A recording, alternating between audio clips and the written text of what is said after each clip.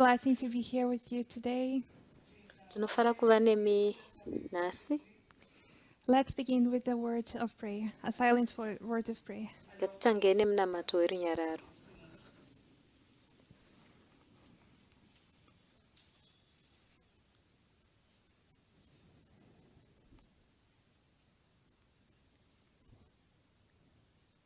Amen.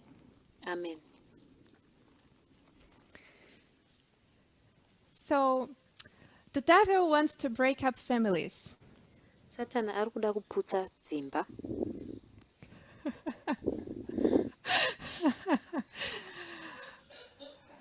Amen.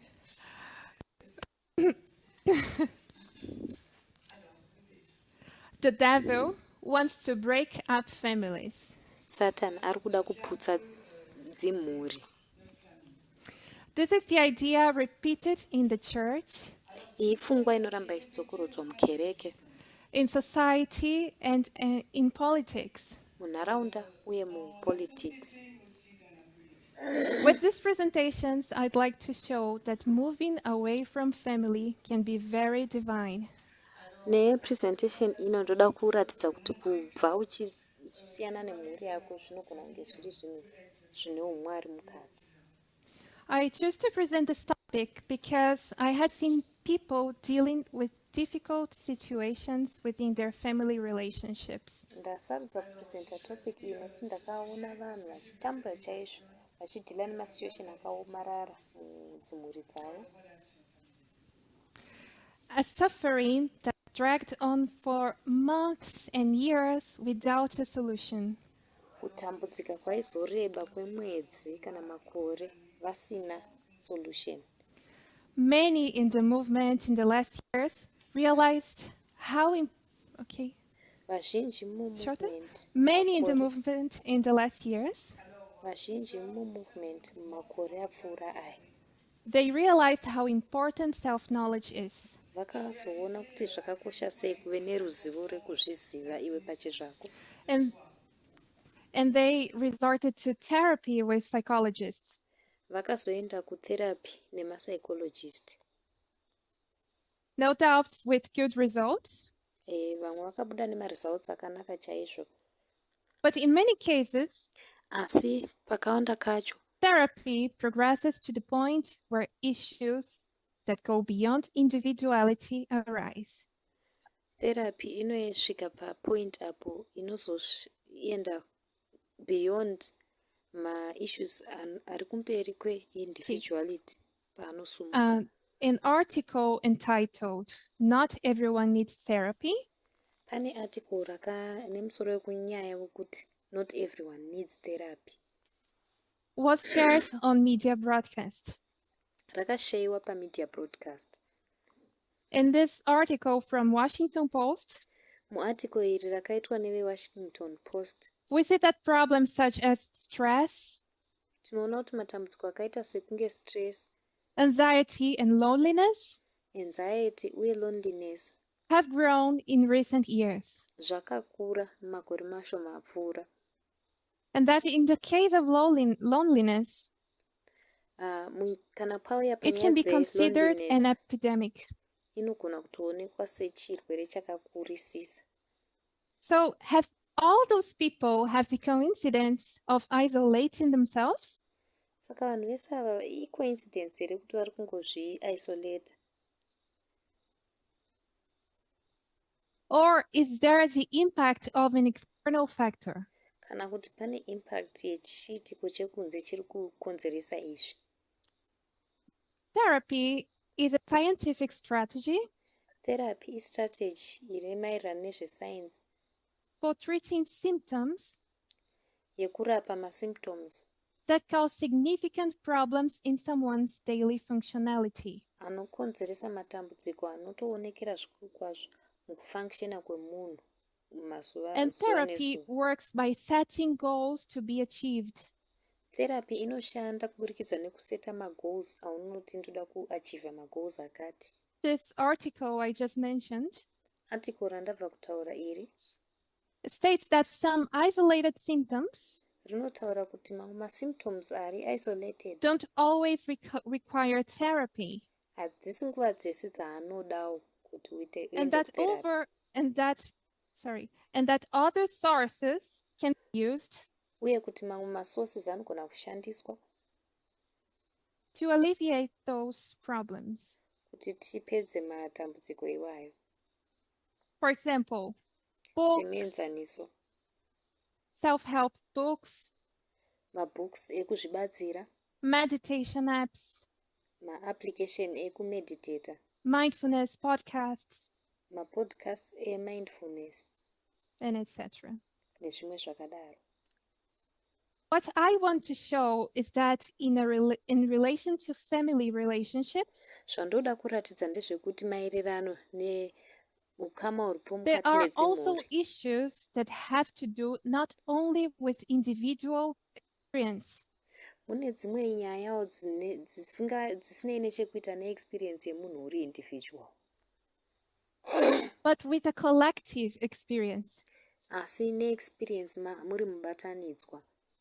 And that these issues can be worked on Uye kuti nyaya idzi dzinogona kugadziriswa with resources outside of therapy as well. nemaresources anogona kuwanikwa kunze kwetherapy zvakare. I want to make clear that I'm not a psychologist. Ndoda kujekesawo kuti handisi psychologist. And what I'm going to say here is the result of personal studies Zvandichataura panapa mubayiro wekudzidza kwandaita ndiri personal. I've been studying this over the past few years, Ndandiri kudzidza zvinhu izvi kwemakore mashoma apfuura. and I studied literature for lay people, Ndinongoverengawo literature yevanhu vakangoiti nje seni sewe,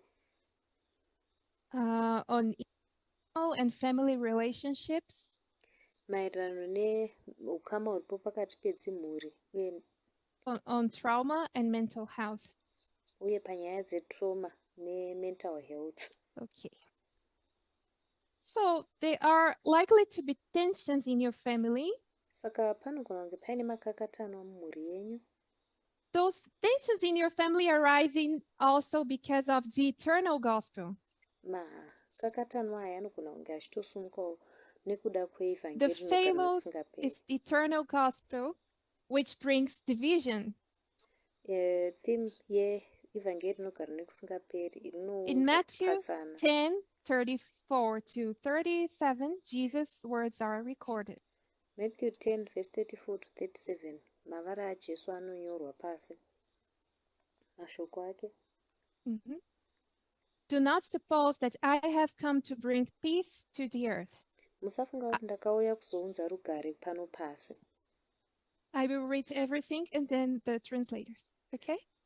Do not suppose that I have come to bring peace to the earth. I did not come to bring peace, but a sword.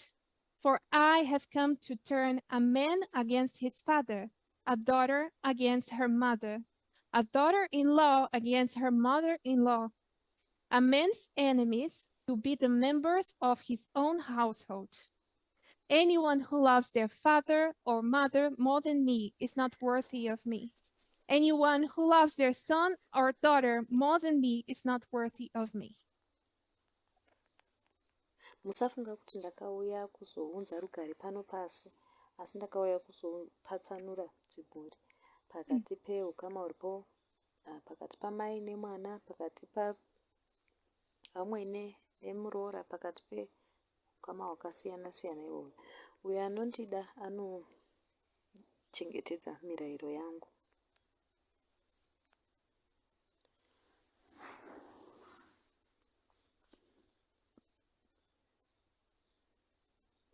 Family is the place where we perceive others. That's the place where we learn to deal with differences.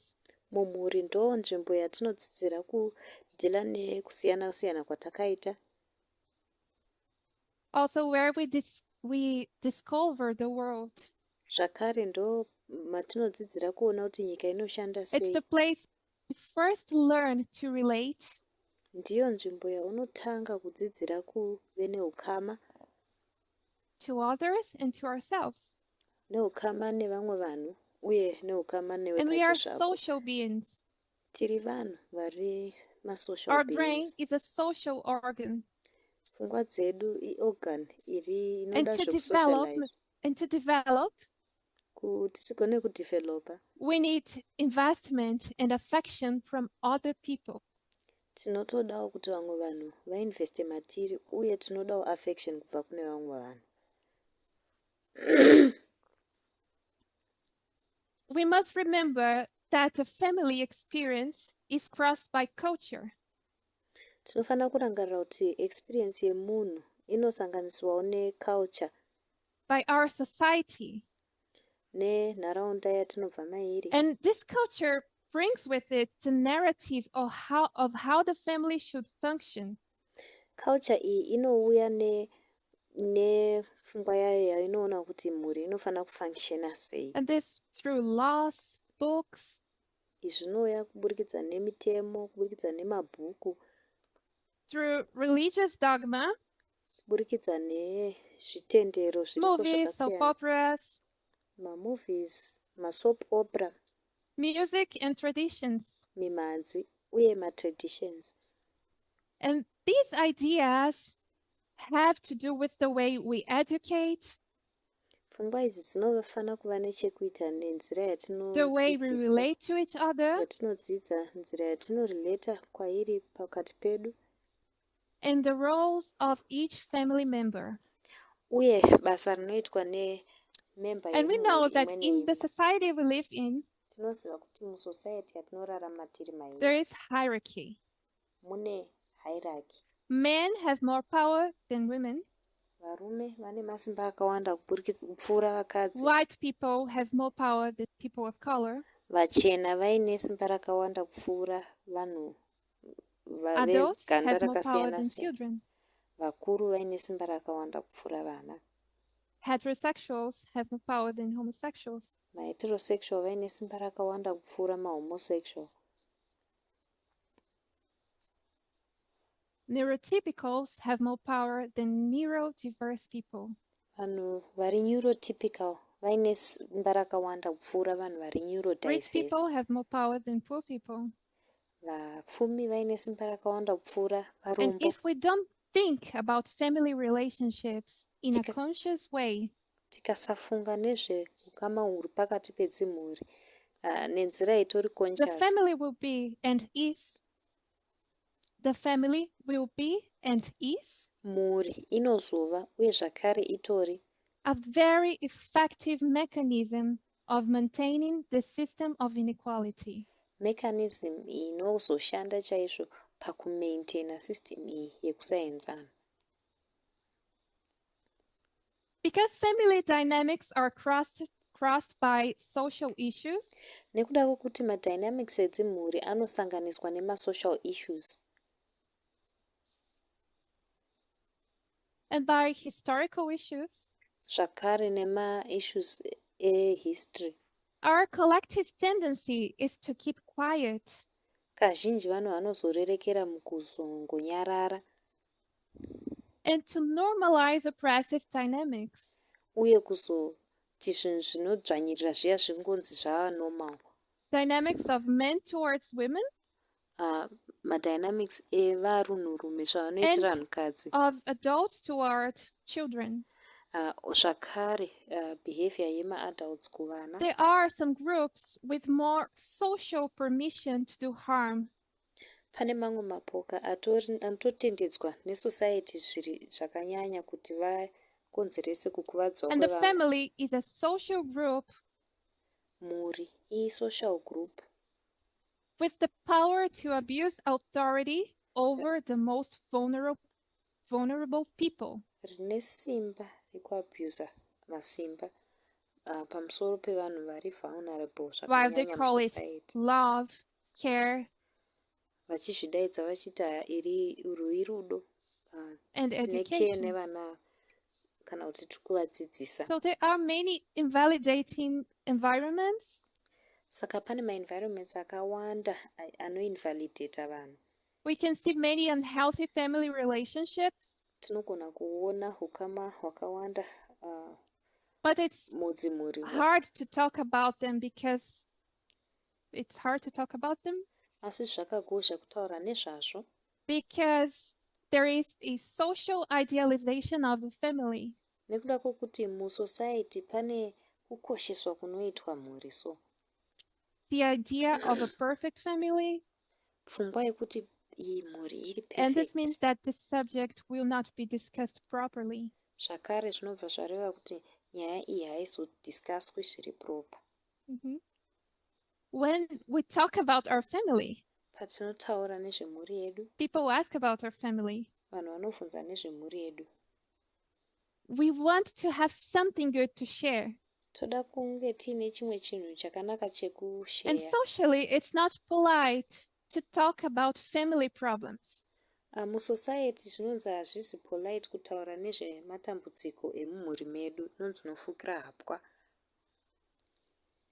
And it's not beautiful to speak badly of your relatives. Zvakare zvinonzi hazvina kunaka kutaura zvakashata pamusoro pehama dzako. So that's why often when people experience invalidation, Ndosaka kazhinji vanhu pavanoexperienza when they experience invalidation, offenses, threats, or abuse, pavanoexperienza maoffense kana mathreats kana kuabuswa, when they have neglect in the family, pavanonge vachineglectwa mumhuri, they end up thinking that this is only their problem. vanopedzisira vakufunga kuti rinofanira kunge riri dambudziko rangu. They tend to think that people don't go through similar situations. Vanobva vafunga kuti hakuna munhu anoenda through masituation andinoenda through ini. They then find a way of turning a blind eye to these events. Vanobva vawana nzira yekungoignora zviitiko izvi sekunge And this way, hazvisi. they can maintain an idealization of their family. Nenzira iyi vanogona kuzongomaintaina They kufunga can kuti mhuri uphold yavo this model of a perfect family. vanenge vachisumudzira sekunge ndiyo mhuri iri perfect. And what problems could this cause? Izvi zvinokonzera matambudziko akaita seapi? Turning a blind eye to family problems Kuignora matambudziko arimo mumhuri can lead us to repeat patterns. zvinogona kutiita kuti tidzokorodze mapateni. The person who closes their eyes to the problems in their family Munhu uyu anovhara maziso ake kumatambudziko arimo mumhuri doesn't have to go through the guilt. haanei nekuenda through guilt. They don't have to go through the feeling of being ungrateful. Haanei nekuenda through feeling yekusava nekutenda. Don't have to process everything that has happened. Haasungirwi kuti aprocesse zvinhu zvese zvaitika.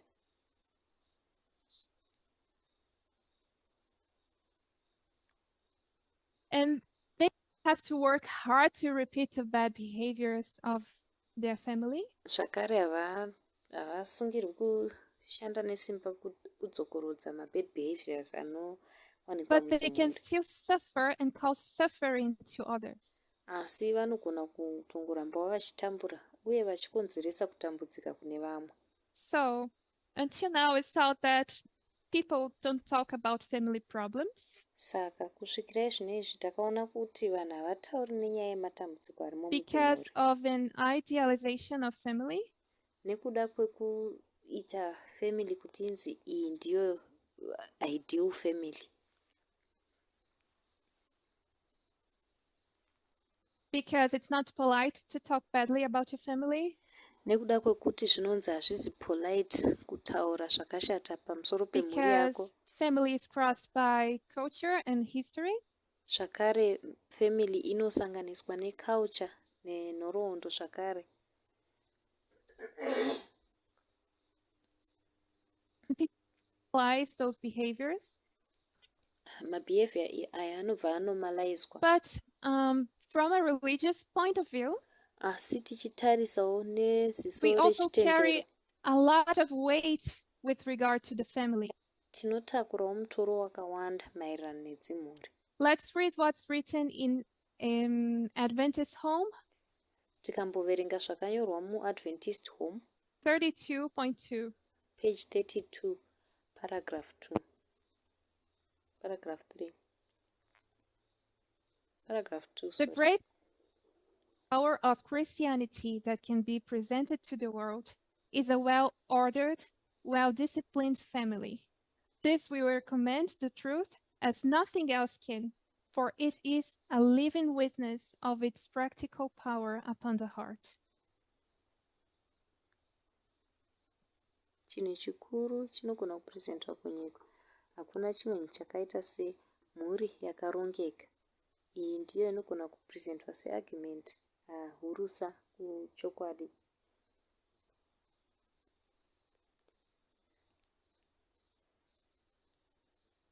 So we don't talk badly about families because families are the greatest evidence of the power of Christianity. Saka hatitauri nezvematambudziko ari mudzimhuri nekuti The greatest mafamilies evidence of the ndiyo evidence hurusa.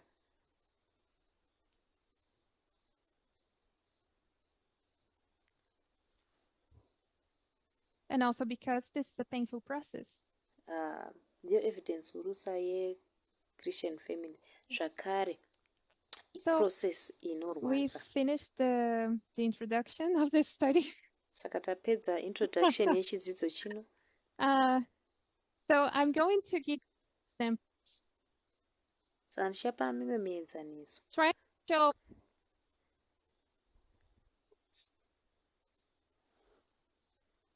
all our patriarchal culture Yekuti culture yechipatriarchy yatiinayo and our family inoaffecta sei ukama hwatinahwo mudzimhuri. address everything. Tichizoadresawo zvinhu zvese. The first example is because the responsibility for care Muenzaniso wekutanga ndewekuti nemhaka yeresponsibility yekuita care falls on the mother. iri pana mai. Being a mother can be a blessing, Kuva mai zvinogona kunge chiri chikomborero. but women over ages have been pushed into it. Asi kwemakore nemakore madzimai They didn't vanga have vari the chance to kumanikidzirwa. question Havana kuwanawo chance yekubvunzawo whether they really wanted to be mothers kuti zvemazviro kwazvo vaida kunge vari vana mai or here when the time was right. kana kuti nguva yanga yasvika here. They were pushed into motherhood Vakavasundidzirwa kuti vave vana mai because in our society, a woman's value nekuda kwokuti munharaunda medu lies value beauty yemudzimai iri murunako rwake and in being chosen by a man to become zvakare kusarudzwa nemunhurume to become the mother of his children. kuti agova mai vevana vake. This is a term also called compulsory heterosexuality. Ivara zvakare rinozivikanwa sekuti compulsory Heterosexuality. Also because they are also pushed into motherhood zvakare nyaya yekuti vanosundidzirwa mukunge because of vari the lack of vanamai sex education. nenyaya yekusava nedzidzo yakakwana pamusoro By not pezvebonde being allowed to have achievements outside home. nekusabvumidzwa kunge vaine maachievements avainavo kunze kwemudzimba mavanenge vari. Because those are areas reserved for men. Nekuda kwekuti idzi inzvimbo dzakangogadzirirwa vanhurume. Many girls are forced to leave home. Vasikana vakawanda vanomanikidzirwa kusiya kumba. Because of violence or abuse. Nekuda kweviolence kana kuti and with such low standard of love, uye paine they standard easily fall in yakadzikira love chaizvo with the first yerudo. person Vanowana zviri nyore kuti vapinde murudo who nemunhu offers them a wekutanga little attention. anenge avapa attention.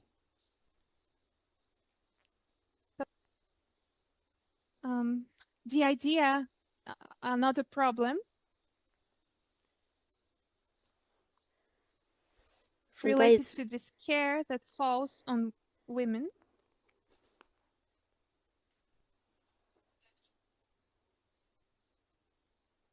is that society has this idea society ine that pfungwa iyi no one would look after a child as well as their own mother. yekuti hapana mumwe munhu anogona kuchengeta mwana sezvinoita mai vake. Because of this idea, Pfungwa iyi we restrict the responsibility for childcare to the parents. tinobva tarestricta responsibility yekuchengetedza mwana kumubereki. More specifically to the mother. Nyanye specifically kuna mai. And who will support this woman? Uye ndiani achasapota mudzimai uyu? Mudzimai uyu achasapotwa nani? In the 17th century, mu17th century, in France, kuFrance, it was common by mothers to spend years away from their children. zvakanga zviri common kuti vana mai vapedze makore vasiri And pane those vana children vavo. were looked after by nannies.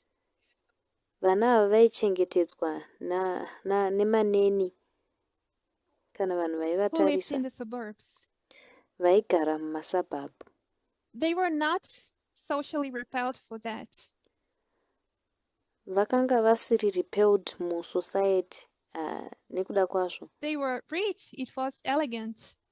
Vaiva vaine mari yakawanda zvaitoonekwawo zviri zvinhu zvinoshamisira. But Asi mushure mezvo, after 1760, mushure ma1760, with the high infant mortality rate nekufa kwanga kwazowanda kwaiita vana vadiki, and the precariousness of care,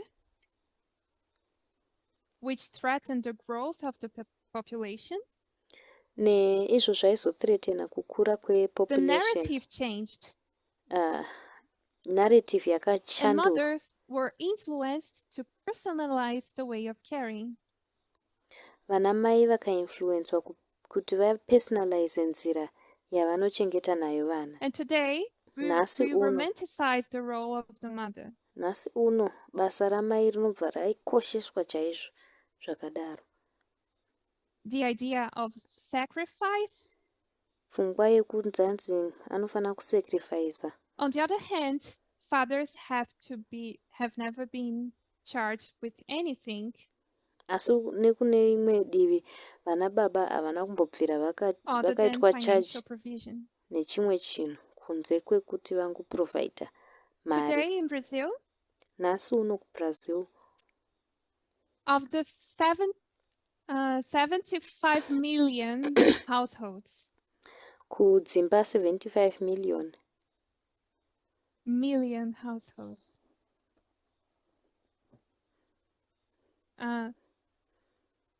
51% of those families are financially supported by a woman.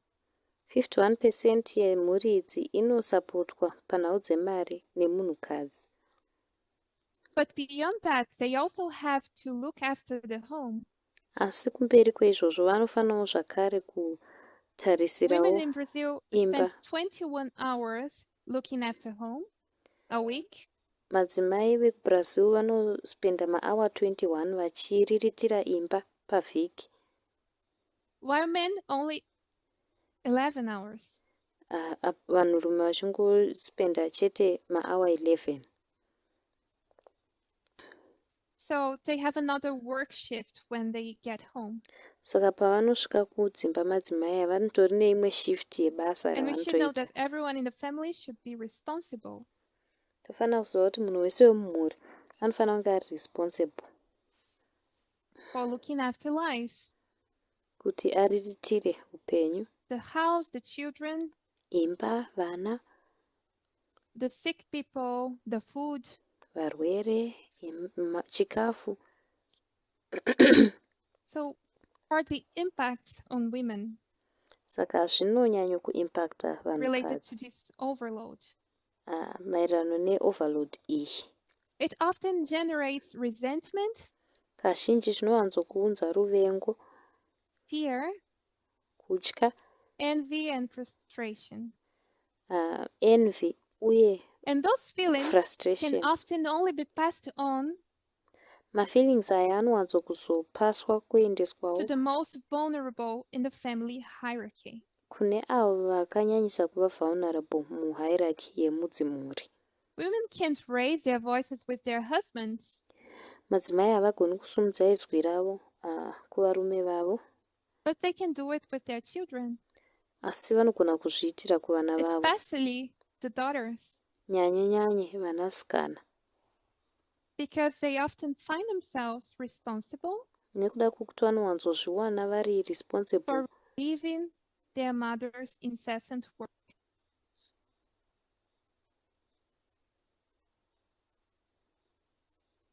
So women tend to raise their voices madzimai vanowanzokusumudza mazwi avo with the only person in the house that will help them.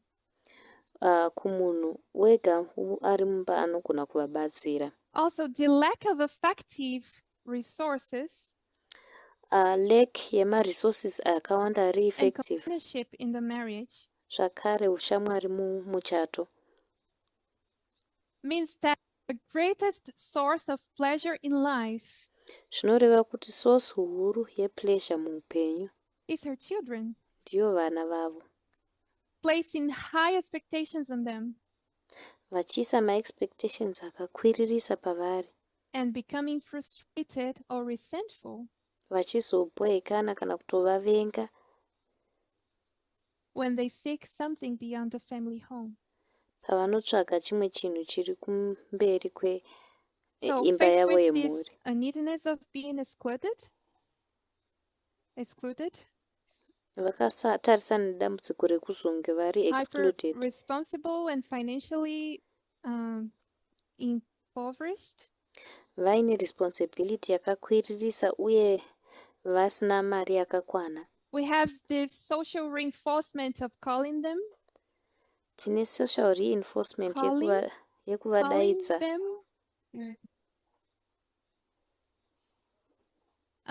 We call them warriors, queens of the home, vanodaidzwa vachinzi mawarrior kana kuti maqueen vemudzimba, good women, madzimai holy mothers.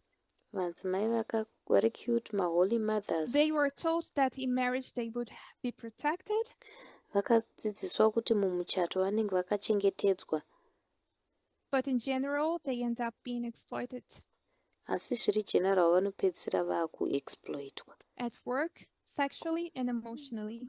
kubasa, pamabasa uye panhau dzebonde So uye we've seen many mumaemotions. problems here. Yes. Taona matambudziko akawanda pane zvataurwa izvi.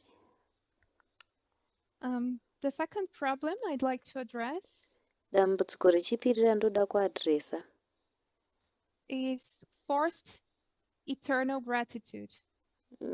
ndeyekunzi kumanikidzirwa kuramba uchitenda upenyu hwese.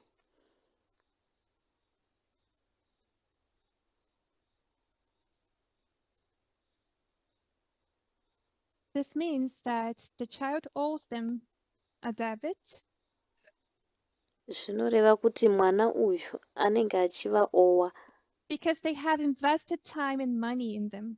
kutenda nekuti vakainvesta time uye mari And this mavari. forced gratitude comes especially from the mother Kutenda uku kunomanikidzirwa kunouya nyanye kubva kuna mai, because she had to sacrifice everything she had to raise nekuda kwokuti vaifanira kusacrifica zvese zvavaiva nazvo her sleep, kuti her vareise career, mwana uyu, career yavo, her relationships, upenyu hwavo, marelationships often avo, with no support or recognition. kazhinji pasina rutsigiro kana kurecognizwa. But a child will never be able to fill the hole in the mother's lack. Asi mwana haambobviri akagona kuzadzikisa mukava iwoyo pane zvinolekwa namai vake. This lack of social neglect Leki yesocial neglect the lack of losses in career, lack yavanenge vainayo mumaloss mumabasa avanenge vachitsvaga, the lack of social life and pleasure in life. lack yesocial life kana pleasure muupenyu. But when a woman runs away from this role of sacrifice, Asi mudzimai paanotiza basa iri being resacrifice selfish and narcissist, anonzi munarcissist. men are much easily forgiven in society. Varume vanowanzokuregererwa zviri nyore musociety. We have to remember Tinofanira kurangarira that genuine gratitude does not come from demanding or imposing. kutenda chaiko kwemazviro kwazvo hakubvi pakuimposa kana kumanikidzira. Love is generous. Rudo rwuri generous. It's in practice, in decision, and in curiosity, Runopractiswa musarudzo uye in construction. mucuriosity, mukuvaka. And gratitude comes from the quality of the relationship built. Kutenda kunobva muquality yeukama hunenge hwavakwa. Yes. The third problem is parenting children. Dambudziko rechitatu ndere parenting children. There are no mature children. Hapana vana vanonzi vari mature. It doesn't exist. Hazviko. There are children who put their childhood aside. Kune vana vanoisa hwanana hwavo padivi. To make life easier for their parents. Kuti upenyu hugova nyore kuvabereki vavo. It's violent when a child takes on the role of a parent. Zviri violent kana mwana akatora role yemubereki. So I will give two examples for you Ndichapa mienzaniso miviri where the collective issues can cause something like this.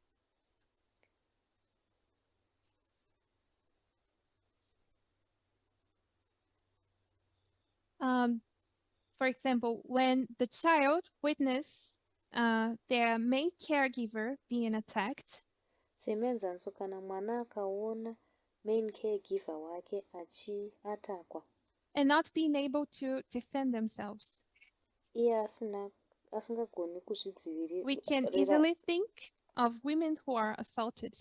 Tinogona kufunga nemadzimai Their children have to take vanorepwa. a stand to compensate. Vana vanofanira kuzomira kuti vakwanise kucompensata Their mother's vulnerable situation. situation iri vulnerable yamai vavo. Another example is when they have to see their younger siblings helpless. Mumwe muenzaniso ndoapo vanofanira kutarisa masiblings avo vachidiki And know vari that, helpless. and we know how poverty and the lack of public policies Tinoziva kuti nyaya yepoverty uye lack yemapublic policy that people are subjected to, iyo vanhu vari subject kwaari, especially racialized women. nyanye madzimai vari racialized. Many of those women are forced to look after other people's children. Vazhinji vemadzimai aya vanomanikidzwa kutarisawo vana vevamwe vanhu.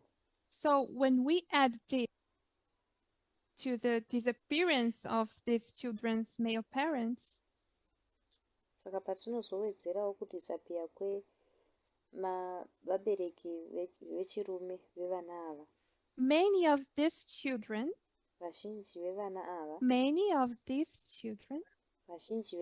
ava will find themselves in a situation of parentalization, vanozozviwana vari musituation yekunge varivo taking responsibility for their vabereki, siblings. vachizotorawo responsibility yevanin'ina vavo. And the impact they have Impact yavanayo will also be similar to those inenge yakafananawo who have a parentalization mechanism neavo vane mechanism yekunge due vachizviona kunge vari to maparents because they, for example, have to listen to their parents' problems all the time. nekuda kwekuti pamwe nguva dzese vaifanira kuteerera matambudziko emaparents avo. This child will start to live in function of their parents' lives, Mwana uyu anotanga kurarama mufunction yeupenyu hwemaparents ake, and their physiological development will be disrupted. Physical logical development yake They could inokanganiswa. become codependent or perfectionist. Vanogona kuzovawo codependent kana kuti kuve maperfectionist. Another problem we have is physical wounds. Rimwe dambudziko ratinaro atori kukuvara We pamiviri know yavo. that it's still very socially accepted, Tinoziva kuti zvichiri kugamuchirwa munharaunda, but this is a form of control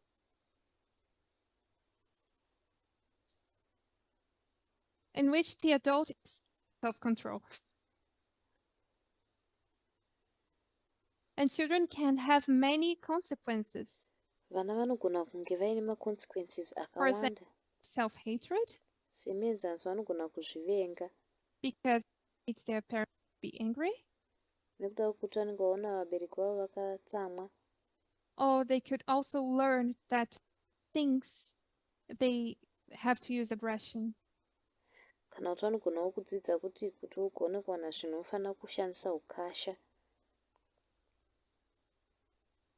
We also have emotional wounds. Tinewo maronda emaemotion.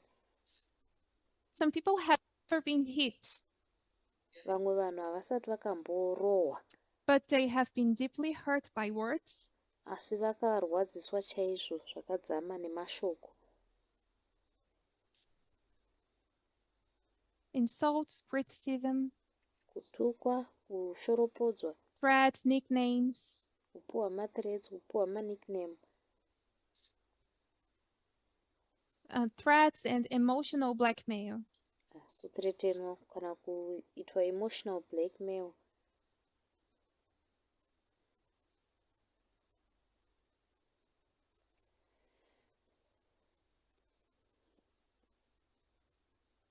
Response to the reality and needs.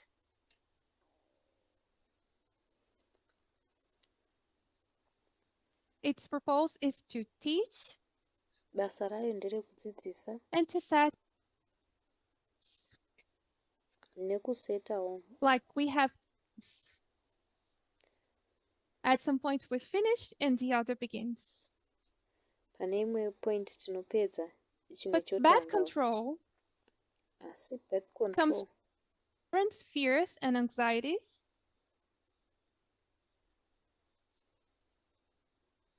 usually based on the need to maintain a reputation kazhinji zviri based paneed yekumaintaina reputation or the desire to fulfill their own desires kana shuwiro yekufulfillawo madesires avo pachezvavo in their children's lives.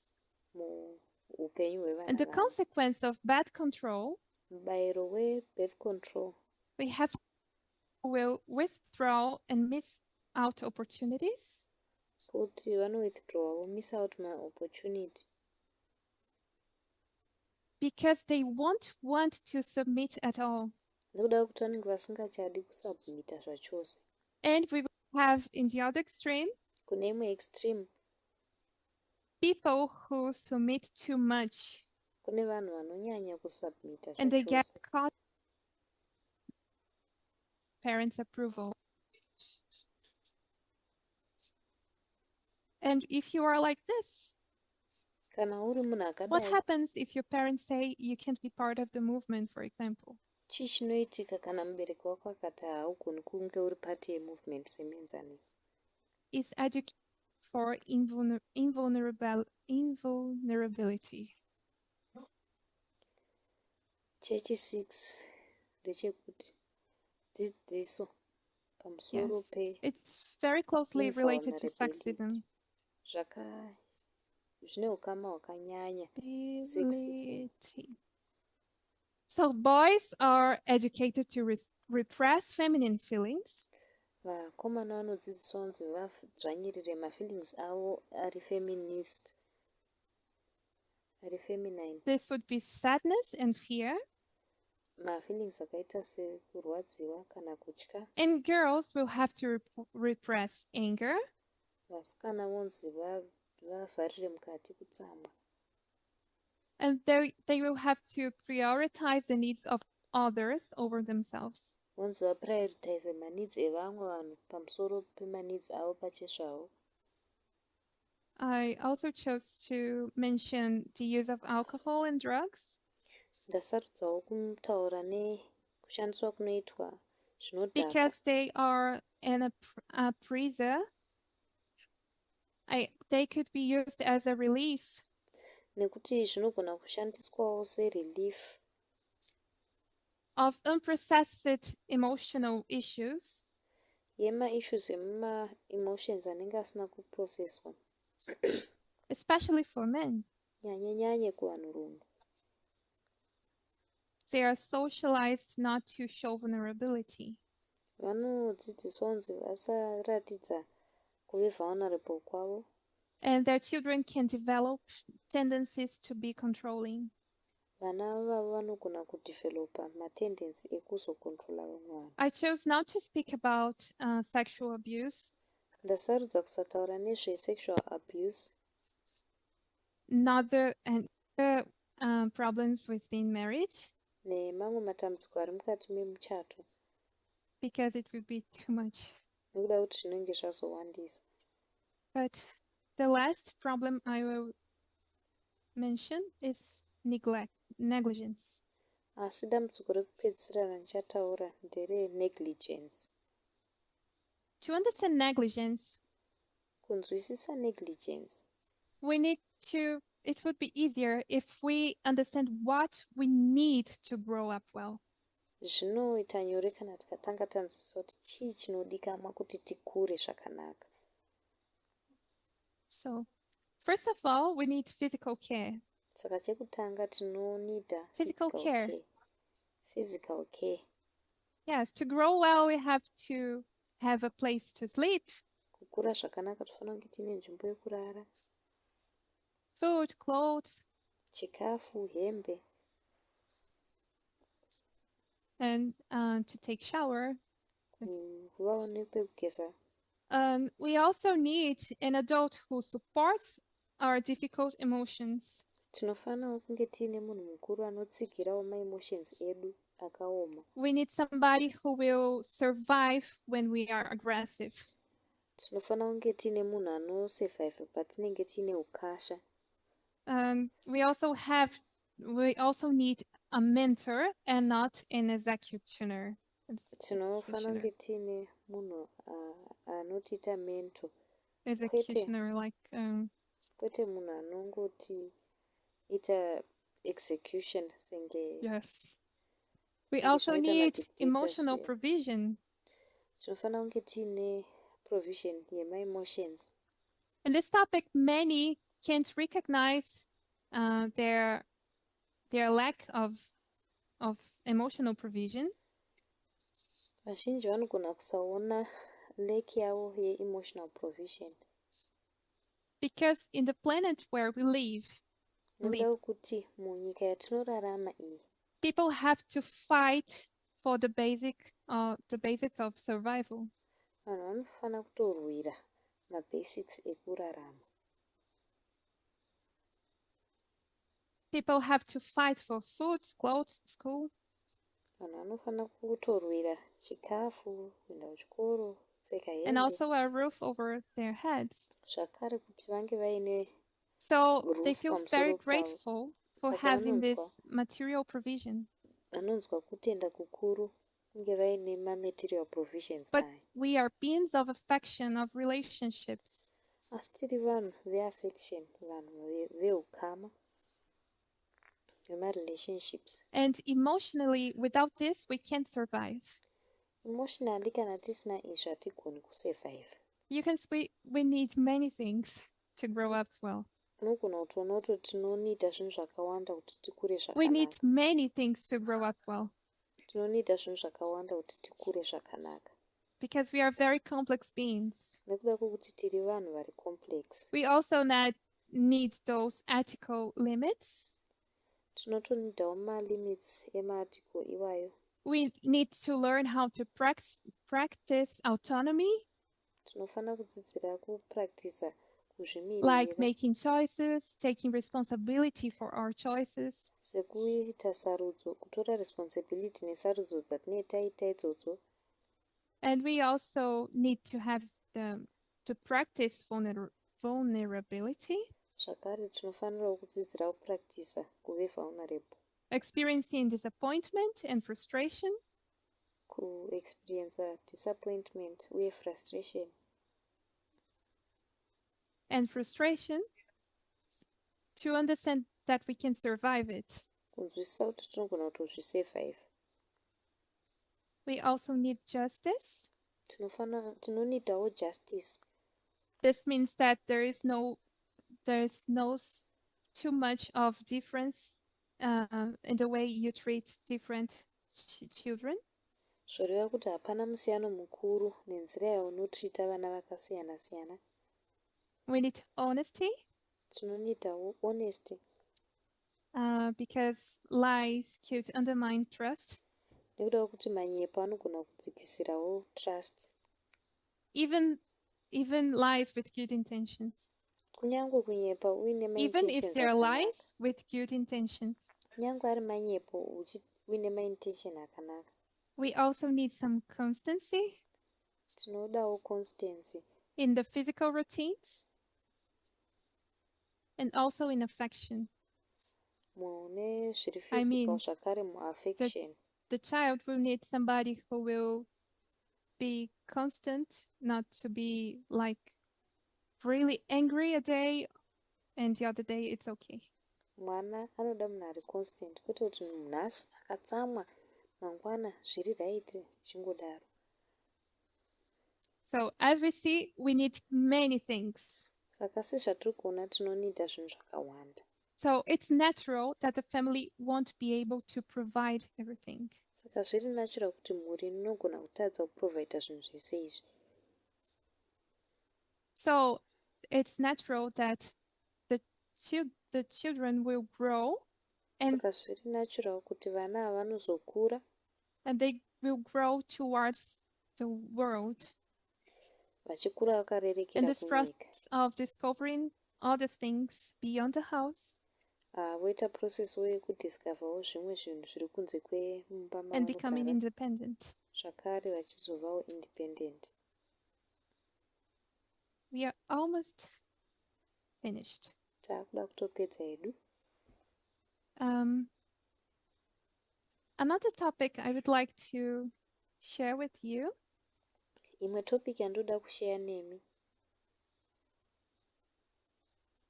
is about pathologizing behaviors. inyaya yekuita pathologize mabehavior. Probably you've heard about narcissist mothers, Pamwe makambonzwa nezvevana mai vari narcissist. but we need to understand that abuse, Asi tinofana kunzwisisa kuti violence, and abuse, neglect are attitudes. violence neneglect ma-attitudes. They are not innate characteristics of someone's personality. Haazi ma-characteristics ekuzvarwa nawo mupersonality yemunhu.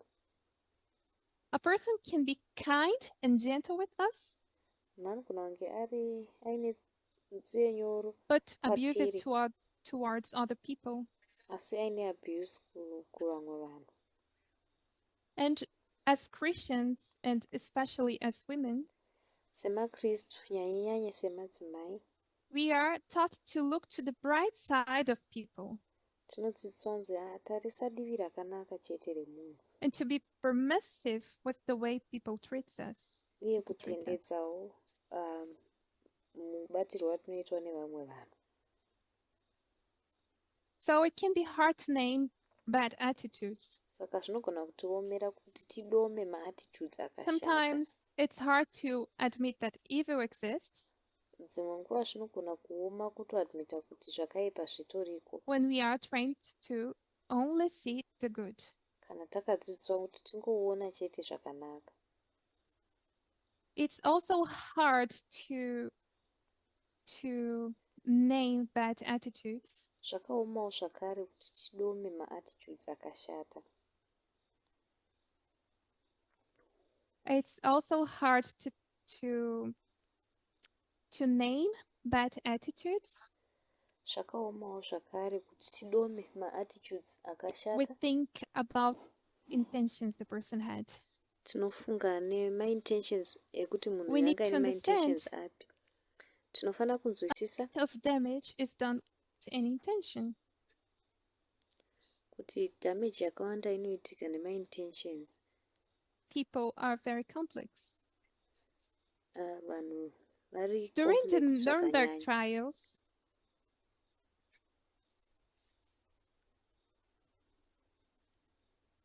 yes, when 20 Nazi leaders were sentenced, Vanhu 20 vatungamiriri vechinatsi pavakapiwa sentence, they were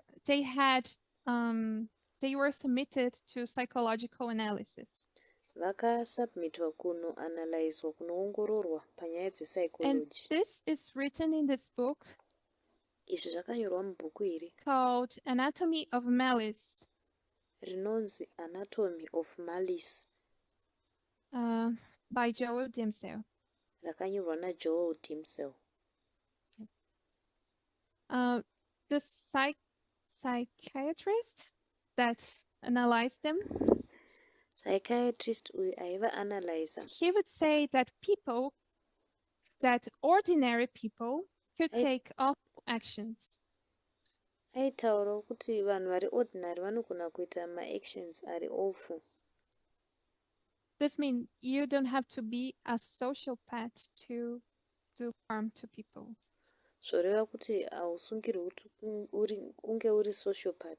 His opinion wasn't very popular at the time, Zvanga zvisiri popular panguva iyoyo, but it was the starting point asi ndokwaiva kwekutanga for what would become social psychology in the future. kwezvaizonzi ndiyo social psychology munguva For yaizotevera. example, one of the Nazis sentenced Semuenzaniso umwe was Ley. His name was Ley. wemunhu iye ainzi He was zita rake loyal to rainzi Hitler Ley. and the Nazi party. Aiva loyal kuna Hitler nepati yeveNazi. He saw the party as his religion. Akaona pati iyi sechitendero chake, But on the other hand, asi kune rimwe rutivi he defended workers' rights aidhifendawo marights and evashandi fairer wages for women. nemawages ari fair kumadzimai. So in this book, they come to a conclusion Saka mubhuku umu vakasvika paconclusion that the Nazis were normal people yekuti vanhu veNazi ava and they vanga did a vari lot of harm. vanhu vari normal, asi vakaita harm yakawandisa. So is your mom a narcissist? Saka mama wako Is your munarcissist here? relative a narcissist? Hama yako munarcissist here? Probably they are not. Pamwe havazi. If you are a woman, Kana uri mukadzi, the only anger you allow yourself to have kutsamwa kwega kwaunozvitendedza kunge uinako is towards yourself kuri and towards kwakanangana newe other women. uye kwakanangana nemamwe madzimai. This means that a lot of mothers' anger Zvoreva kuti kutsamwa kwana mai falls on their vakawanda daughters. kunowira pavanasikana vavo. This is why we hear a lot about narcissistic mothers, Ndosaka tichinzwa zvakanyanya nana mai vari narcissistic vakawanda. and we see many books on the topic. Tichionawo mabhuku akawanda pamusoro But this term, wenyaya iyoyo. narcissistic mother, Asi kutaura uku kwekuti narcissistic when they mother, put the name of a pathology pavanoisa zita repathology to something that is simply abuse, kune chimwe chinhu chingori abuse, mistreatment or neglect. kana mistreatment kana neglect. Perhaps if the same neglect Pamwe were practiced by a father, kana neglect yakafanana naiyoyo yaiitwa he nababa, wouldn't be considered a narcissist. vaisazonzi munarcissist. He would just be an ordinary man. Aingonzi munhurume angori ordinary. So racism, misogyny, and homophobia Saka racism, misogyny nehomophobia can also be accused badly of narcissism. zvinogona kutoaccuswa zvakaipisisa kunzi narcissism. So if abuse, neglect, and violence are attitudes, Kana neglect neviolence what is ari love? maattitudes, rudo chi? And what is a good family? Mhuri yakanaka yakaita sei? There is no such a thing as a perfect family, Hakuna chinhu chinonzi mhuri iri perfect, but we can be healthier families. asi tinogona kunge tiri mhuriwo dziri There will healthier. always be mistakes. Pachagara pangori A nemamistakes. healthy family does not guarantee children Mhuri iri healthy without trauma or suffering. haikudzi vana vasina trauma kana kutambudzika. A healthy family does not guarantee infinite success.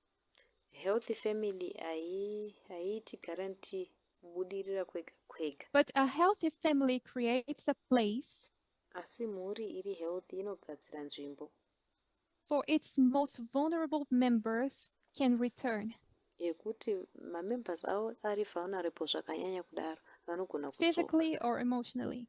Kudzoka zviri If they physical need, kana they will zviri feel safe to emotional. come back. Kana vachinzwa vari safe kudzoka. The most pleasant human connections are based on love. Maconnections ema-humans ari pleasant zvakanyanya ari And not based obligation, parudo, kwete obligation, not guilt, kwete guilt, not duty or dependence. kwetewo They have dependence. to do with the desire to be close, Anofana kuita neshure to kunge know, to vari share, close, shure kunge to vachidawo support, kushare, to kuziva, care, kusapota, to exchange. kuita care So, uye kuchinjana. in this first presentation, Saka mupresentation ino we yekutanga discussed how family is influenced by society, tataura kuti mhuri inoinfluenswa sei nenharaunda and some collective impacts we have in family relationships because of that.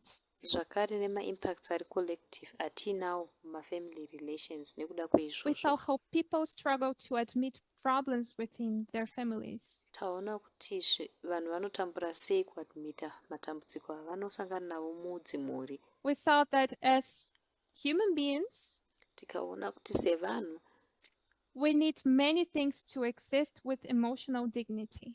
tinoita zvinhu zvakawanda kuti tiexiste neemotional dignity. And when we don't have it, it's neglect. Patinenge tisinayo inonzi neglect. We also could mention that abuse, Zvakare taigona kumenshina kuti abuse, neglect, and violence are attitudes. neglect uye violence maattitudes. And those attitudes are not only practiced by mentally unhealthy people. Maattitudes aya haangopractiswi nevanhu vasina health mentally.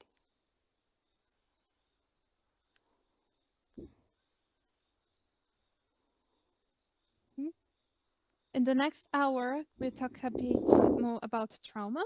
Muawa rinotevera tichataurawo zvimwe zvetrauma.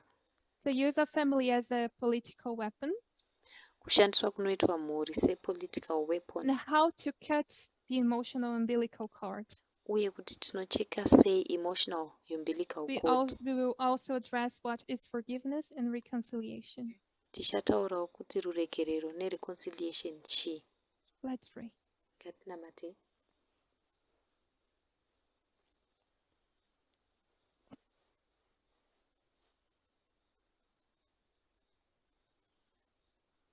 Dear God, we thank you Mwari wedu tinokutendai because you are love, nekuti muri rudo, and through your message, you show us how love is. kuburikidza nemeseji yenyu munotiratidza kuti rudo chii, You show us how love looks like, munotiratidza kuti rudo runoratidzika sei, and also what love is not. uye kuti rudo haruzi chii. We know that family is an institution you created, Tinoziva kuti mhuri iinstitution yamakagadzira, but people use it to make harm. asi vanhu vanoishandisa kuti vakuvadzane. May we understand this Dei taingazinzwisisa izvi to set people free kuti tisunungure vanhu and to live equality in our families. uye kurarama mukuenzana I mumhuri ask you dzedu. to be with us in this camp meeting Ndinamata kuti munge muinesu mumwe in the musangano name uno of Jesus. muzita raJesu. Amen.